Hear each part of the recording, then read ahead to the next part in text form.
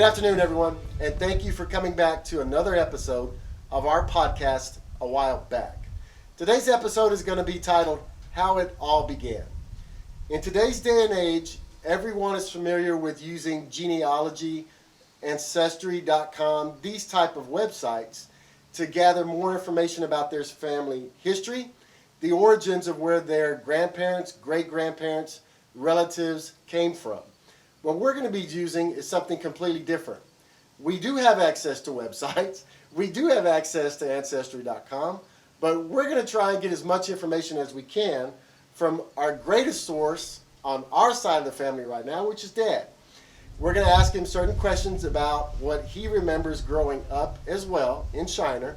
And if there's any specifics he can tell us about where each of his grandparents came from, maybe stories he remembers from his grandparents. And we're going to see how the whole thing progresses today. There's not a lot of questions, so we're going to kind of be freestyling it today. But let's get started with the first one. So, Dad, in episode 1, we discussed the earliest memories that you had of growing up in China. Is there anything else that you remember that we weren't able to get out in the first episode that kind of makes you, like a Christmas, a holiday, something in particular that you might remember that came back after we had did the first 9 episodes? Oh yes, what I remember about Christmas is every Christmas, the thing that would happen, we'd get a box, Daddy would get either a box of apples and a bag of oranges. And on Christmas night, the Christmas Eve, usually we would sing these Czech songs. And the Czech songs were like, Narodil se Christus Pan, Veselme se, which was Jesus Christ was born, and we're happy about Christ being born. And then on the other one was on New Year's, we would sing another song, and I can't quite remember that, but it was different versions that we'd sing in Czech. But we'd all get together and we'd kneel down and we'd pray the rosary before we did all this. And then we'd wait for Santa Claus during the night. Right, okay, good. So, but that was where everybody was together. We all together in the living room at one time. Where was everybody at? Yes, we were all in the living room, all together. And we would all, congregate in one room. And that's the way our Christmas Eve was. And Christmas was a day of celebration. It was a lot of turkey and dressing and stuff like that. Yeah, when Grandma's cooking, I know that had to be great. Yeah, that definitely was. So, this is one thing that I know it used to be tradition throughout our family, and we've all kind of slowly pulled away from it over the years.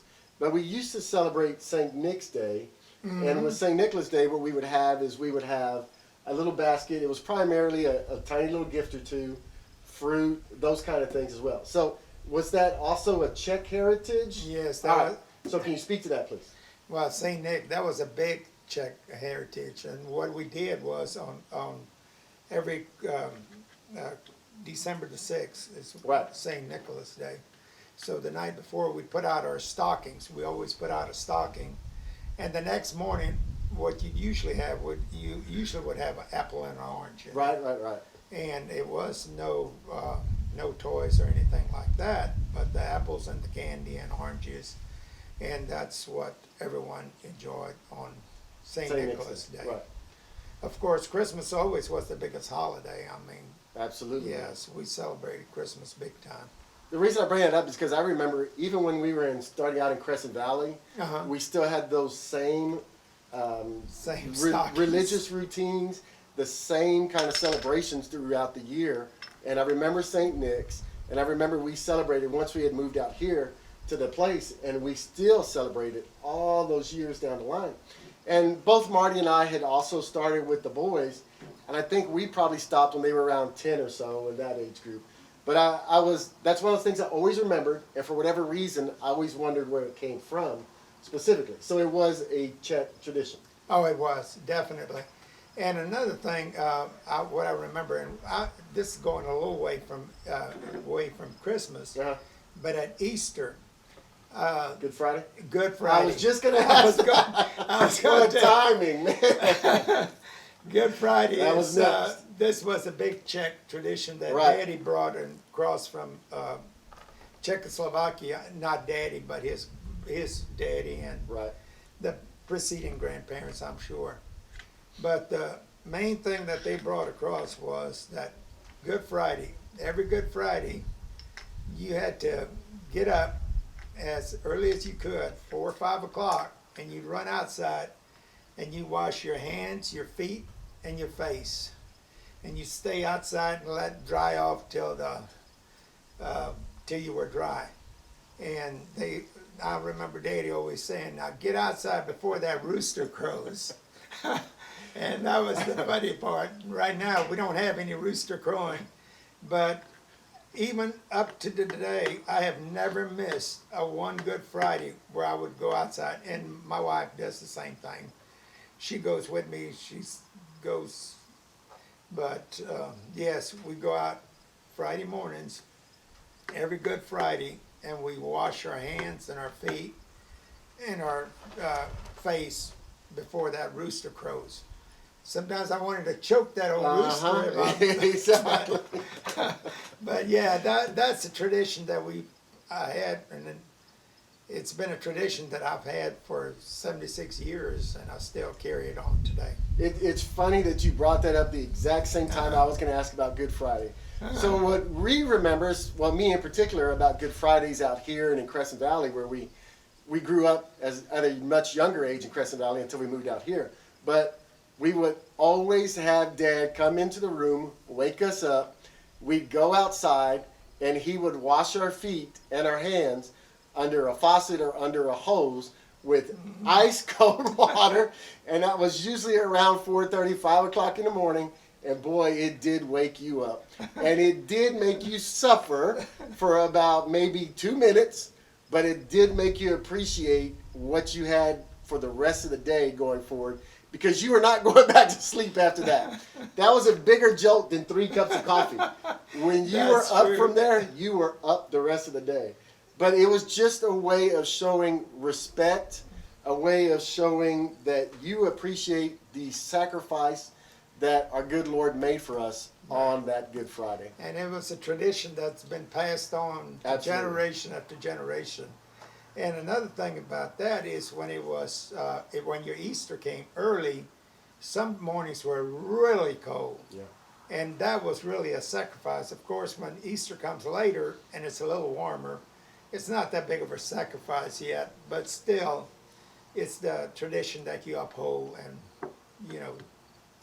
that's what we were brought up to do. And that was definitely a long-standing tradition, because I still remember Grandpa and Grandma doing that yes. in Shiner. And that was one of those things that I always was amazed by. I never knew where it came from until quite a few years later when you had told us about it. But yeah, that was definitely a Czech tradition. It was one of those things that you never, ever forgot that.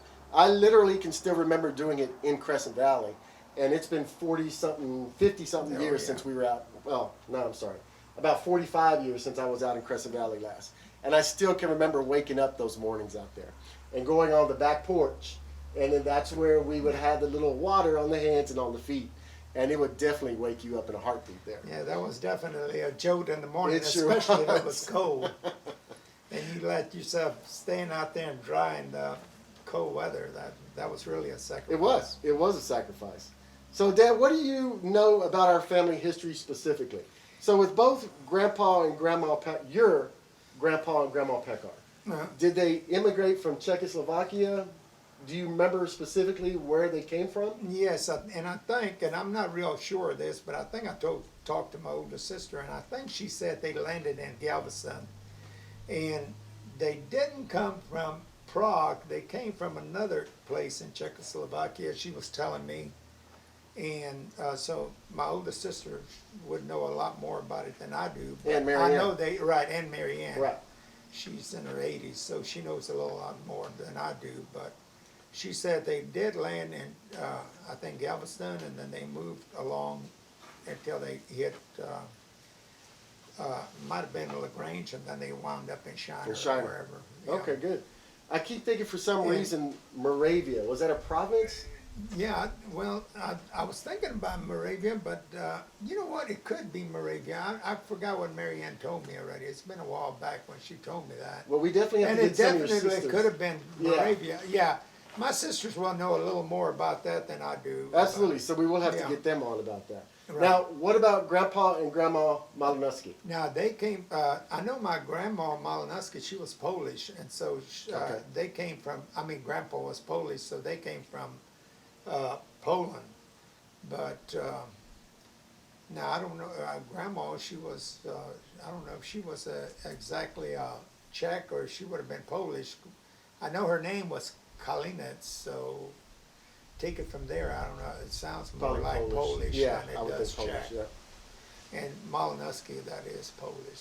So regarding the families immigrating from Czech, from Poland, I'm sorry, from Czechoslovakia and from Poland. Right. Did you ever hear any stories from Grandpa or Oh. your parents, my grandpa and grandma, about how they had immigrated and things that they remember? Well, the thing about it was, you had asked me earlier in one of those podcasts what I remembered most about Dad, what I Yes. enjoyed the most. But really, what I enjoyed the most about was all those stories he used to say about Europe. And I guess he got his stories from his dad. Mhm. But man, that man could tell you some stories about Europe. And it just fascinated me, and I could sit there and listen to him probably all day long. But Right. he had all kinds of stories about Europe, and that was the time where, I don't know, the church was sort of suffering, and he would talk about the devil and the chains and all of that. But you talk about interesting, it was really interesting. That's why on the last episode, I'm sorry, the previous episode, we had talked about how we wish we Yeah. had Grandpa Yeah, here. exactly, Because we would man. give an arm and a leg just to Oh. hear those stories from He him knew, right. firsthand, right? He could tell you so many So stories. unfortunately, since we don't have Grandpa and Grandma here, we still have access through you, through Aunt Marianne, through Yeah. Aunt Agnes, Yeah. through Aunt Beatrice, through Aunt Pauline, You're right. Uncle Henry, Uncle Paul. We still Right, have a right. bunch of resources available to us. Right. So we are going to try and get on as many of the siblings from Dad's side as we possibly can. It's going to come probably within the next few weeks or so, but we're definitely going to try and get people on. And by the way, talking about Paul, I want everybody to hear. Yes. And Paul called me yesterday, and he told me that he was really doing good. And so I just want to pass that on to my siblings that Paul did say he was really doing real good. That is outstanding. That is outstanding. Uncle Paul was a Right. is a Vietnam hero, Right. and we're extremely proud of the service he gave to the country, and we're extremely proud of the fact that Uncle Paul also has a Purple Heart, Oh, he did. and that's extremely impressive. So we're very proud of Uncle Paul for that. Right. All right, now you said that they ended up in Galveston, is what you remember the story was, Yes, correct? along in Galveston. So they yeah. And Galveston, then you said around And LaGrange they, area. yeah, and they worked their way on down into the Rebecca County, from what I Okay. understand. And then eventually there was Shiner, I'm assuming Yoakum probably. Well, I think Hodgeville? they lived more between Shiner and Coconut, called Coconut. It was between Shiner and Gonzales and up in that area, and then they slowly moved into the Shiner area. The Shiner, okay, all right. Yeah. So now what do you remember about our surname? So for instance, with our last name, I can't tell you how many arguments, I can't tell you how many fights I've had to deal with over the years because of the last name. Right. I remember at one point our youngest son Kyle, when he was about 6, wanted to Americanize his last name to Baker, and we said, no, that's not going to happen.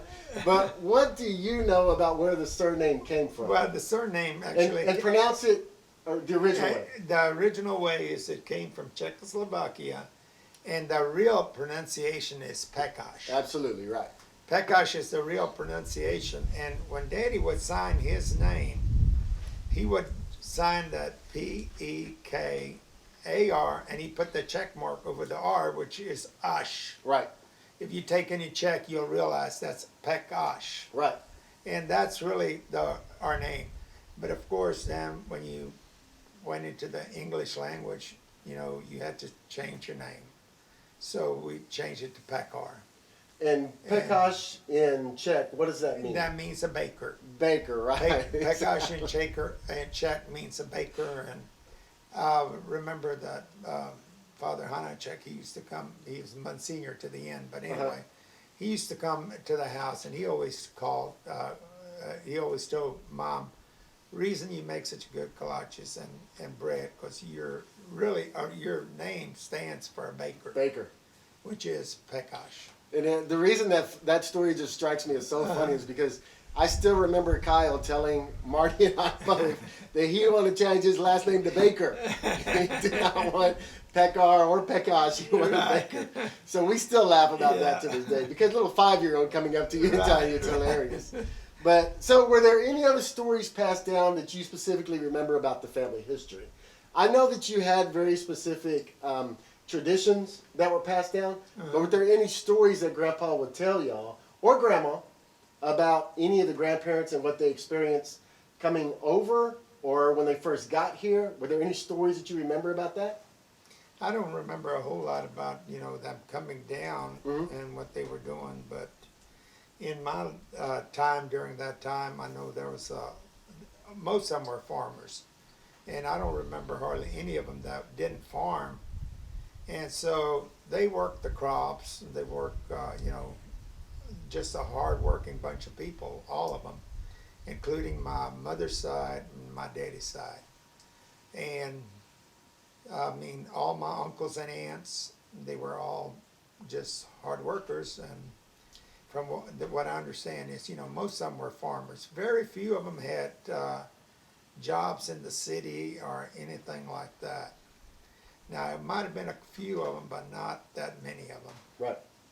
All right. But so now for this one, you'll just kind of have to do your best memory of it. okay. What kind of major world events cropped up over the years that you were growing up in Shiner that kind of affected y'all's life on the farm? Was there anything in particular that you remember?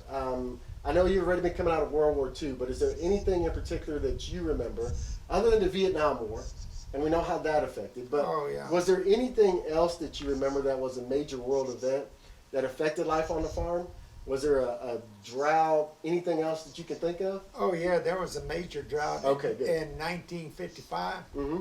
And I remember when my brother, he came out of the service, Adolf, the oldest one. Right.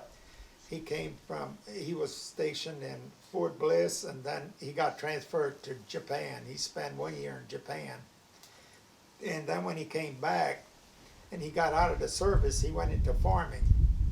And that was in 55, I'm almost positive. And that was a really dry year.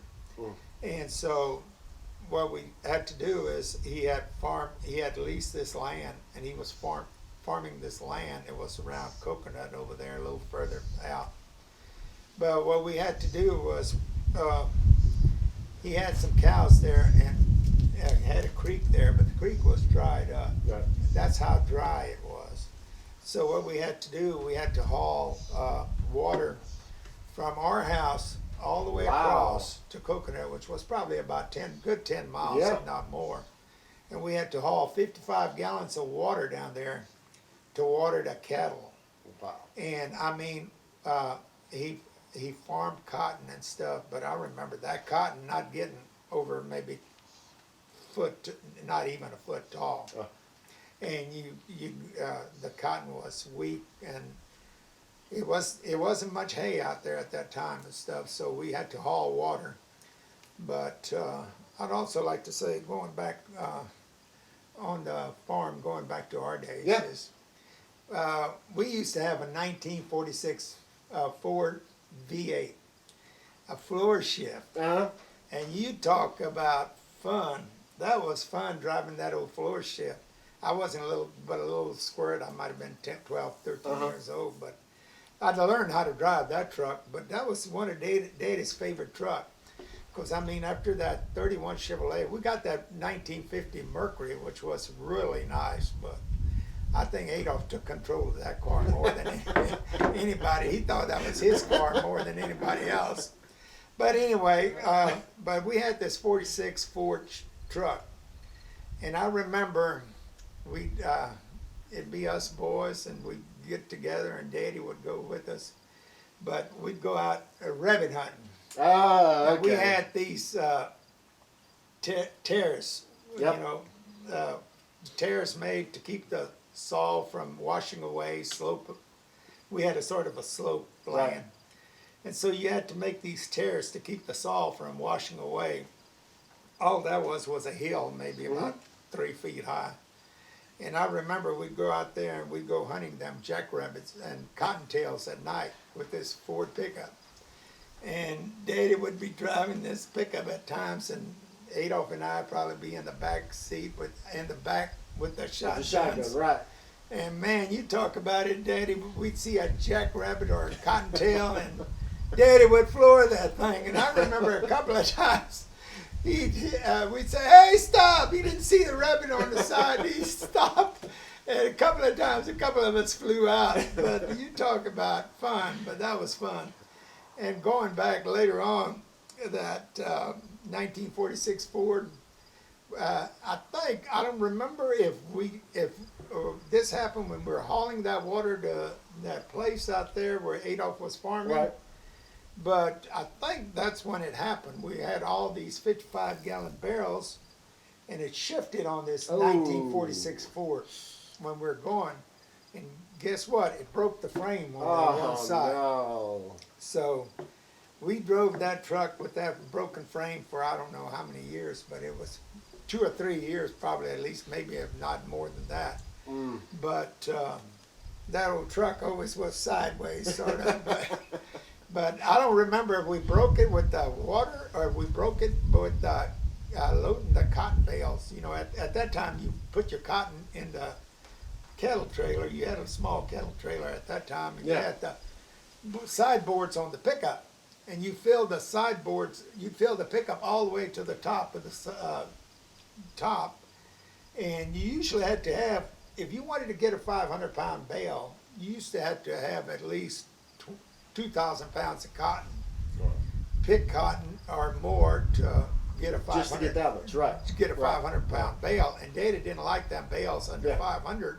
Because I mean, you paid the jenner by the bale. Exactly, it was. exactly. So he always liked his bales to be 500. So we had to have that much cotton, or we weren't going to the gin till we got that much cotton. It sounds like So Grandpa. that's why I don't remember if that frame on that pickup broke with the cotton stuff down in it, or did it break with that time with that water. But I remember those 55-gallon barrels hauling that. That was That the sounds job. about right. But Yeah. now, do you remember? Because when we were growing up, Grandpa would do the same thing with us. We would drive in that back, over the back like 25 acres with the terraces, and I think that was a '64 Ford pickup. He had that. So with that truck, it would be me and probably Brian. I can't remember who else was with us.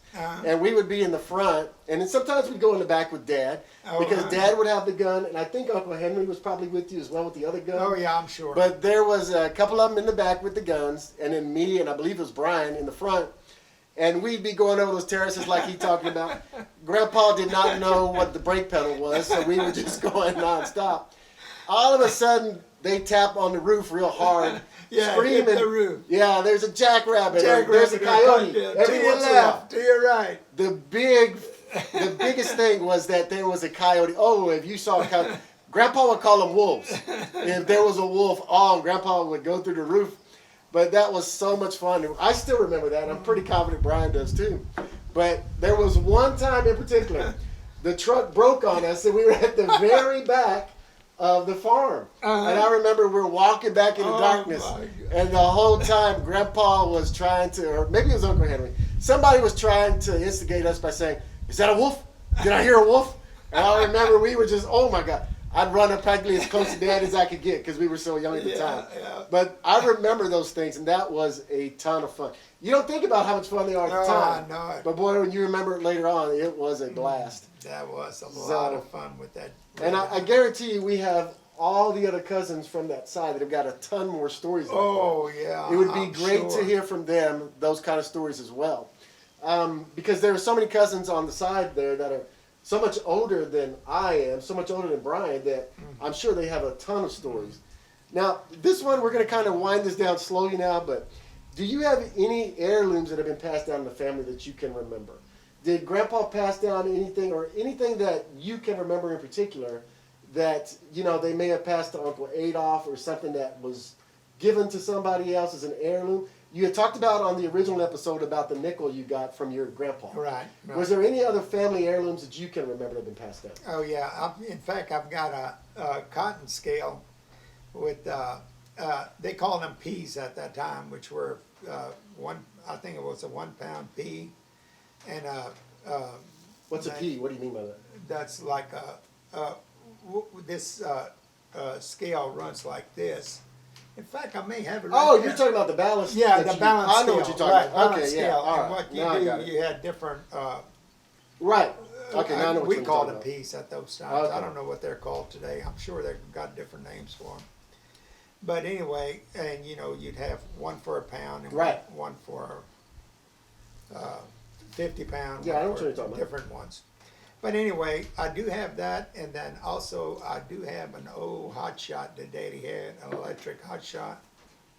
And there's some other stuff, and I've also had his rocker. I got his rocker, and there was other stuff that was passed on to me. But And those heirlooms mean the world to oh you, yeah, they right? definitely Exactly, do. Yeah, absolutely. Yes. So And I that- still got all of it. And that's extremely important because, like with Marty and I, we're getting ready to pass stuff down to the Yeah. boys eventually. So we're kind of divvying it up. We know what each one of them wants, but Right. it just depends on what we feel Right, is fair. exactly. And that's the way that you usually have to do those kind of things. But okay, so is there anything else that you wanted to bring up before we end the episode? No, Nothing in particular? nothing in particular. I don't Okay, think so. so I know that you had talked to Aunt Mary Ann earlier. Yes. And she was already going to be watching this week's episode, which was filmed a couple of weeks back. But we encourage everyone in the family to please, by all means, if you have any stories, anything that you remember, and you would love to have us talk about it on the podcast, by all means, contact Dad, and he'd love to have those stories as well on Exactly. air like we're doing right now. Yes. Because it's important to get them out. And we will be having the aunts and uncles on film fairly soon. I'm going through Halloween right now with my company, so I have no time at all. This was my only day off, as a matter of fact. But as soon as October is over, we will get a lot of people out here. We're going to try and get more people involved at the table here with us. And I think that we're both That looking would forward to help that a lot, too. yes. Absolutely. From a memory point of view as well. Okay, so Dad, what else would you like to say? Let me tell you something else.